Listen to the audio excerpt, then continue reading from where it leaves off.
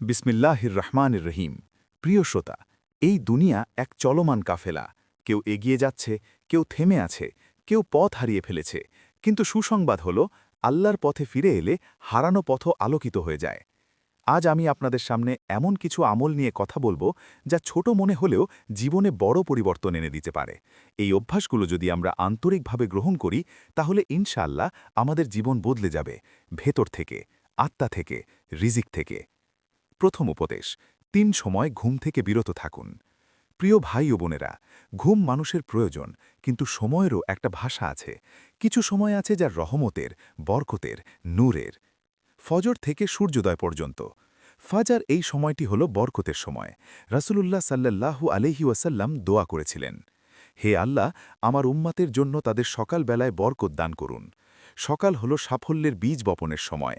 যে ব্যক্তি ফজরের পর ঘুমিয়ে পড়ে, সে যেন নিজের দিনের শুরুতেই আলস্যের চাদর জড়িয়ে নেয়।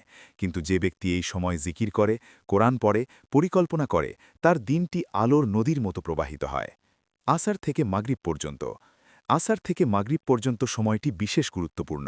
এই সময়কে অনেক আলেম হিসাবের সময় বলেছেন, দিনের সমাপ্তির পূর্ব মুহূর্ত। এই সময় ঘুমালে অনেকের মন ভারী হয়ে যায়, আলস্যতা বাড়ে। বরং এইটুকু সময় পরিবারকে দিন, সন্তানদের দিন, কোরআনকে দিন। মাগরিব থেকে এশার আগের সময়টি। এশার আগের সময়টি হল ইবাদতের প্রস্তুতির সময়। এই সময় ঘুমিয়ে গেলে এশার সালাত দেরি হয়, কখনো কাজা হয়ে যায়। প্রিয় শ্রোতা, সময়কে সম্মান করা মানে জীবনের প্রতি সম্মান দেখানো। দ্বিতীয় উপদেশ, প্রতিদিন অন্তত ১০০ বার আস্তাগফিরুল্লাহ। মানুষ ভুল করবে, এটাই স্বাভাবিক, কিন্তু শ্রেষ্ঠ মানুষ সে যে ভুলের পর ফিরে আসে। আস্তাগফিরুল্লাহ, এই শব্দটি শুধু উচ্চারণ নয়, এটি হৃদয়ের কান্না, আত্মার পরিশুদ্ধি। রাসূলুল্লাহ সাল্লাল্লাহু আলাইহি ওয়াসাল্লাম নিজেও দিনে ৭০ বারের বেশি ইস্তেগফার করতেন। ভাবুন তো, যিনি নিষ্পাপ, তিনি যদি এতবার ক্ষমা চান, আমরা কেন নয়?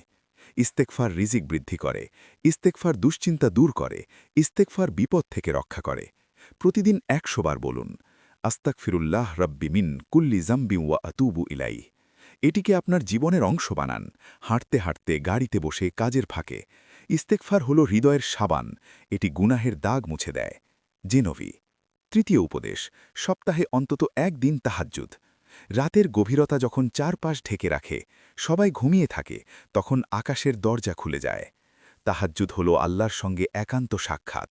রাতের শেষ তৃতীয়াংশে আল্লাহ বলেন, কেউ কি আছে ক্ষমা চাইবে, আমি ক্ষমা করব। ভাবুন তো, সৃষ্টা নিজেই ডাকছেন। সপ্তাহে একদিন হলে উঠুন, ২ রাকাত পড়ুন, চোখের পানি ফেলুন, নিজের কষ্টগুলো খুলে বলুন। তাহাজ্জুদ হল ভাগ্য বদলের চাবি। যে ব্যক্তি রাতের নিস্তব্ধতায় আল্লাহকে পায়, সে দিনের কোলাহলেও শান্ত থাকে। চতুর্থ উপদেশ, সন্তুষ্টি ও শুকরিয়া। আজকের মানুষ সব পেয়ে অসন্তুষ্ট, আরেকটু চাই, আরেকটু চাই, এই চাওয়া যেন আগুন। কিন্তু কোরআনে আল্লাহ বলেন, তোমরা শুকরিয়া করলে আমি অবশ্যই তোমাদের বৃদ্ধি করে দেব। বলুন আলহামদুলিল্লাহ। আপনার যা আছে তা অনেকের নেই। একটি সুস্থ শরীর, একটি পরিবার, একটি ঘর, এগুলোই তো নেয়ামত। শুকরিয়া হল রিজিক বৃদ্ধির চুম্বক। যে শুকরিয়া করে সে সব সময় ধনী, হৃদয়ে। জীবন বদলের রূপরেখা। প্রিয় শ্রোতা, এই ৪টি অভ্যাস যদি আপনি গ্রহণ করেন, বরকতময় সময় জেগে থাকা, প্রতিদিন ১০০ বার ইস্তেগফার, সপ্তাহে একদিন তাহাজ্জুদ, আর সবকিছুর জন্য শুকরিয়া, তাহলে আপনার জীবন বদলে যাবে। হয়তো একদিনে নয়, কিন্তু ধীরে ধীরে গভীরভাবে। আপনার মুখে প্রশান্তি আসবে, রিজিকে বরকত আসবে, মনে শান্তি আসবে। সমাপনী দোয়া। হে আল্লাহ, আমাদের সময়কে বরকতময় করে দিন, আমাদের গুনাহ ক্ষমা করুন, আমাদের তাহাজ্জুদের তাওফিক দান করুন, আমাদের অন্তরকে সন্তুষ্টির আলোয় ভরে দিন।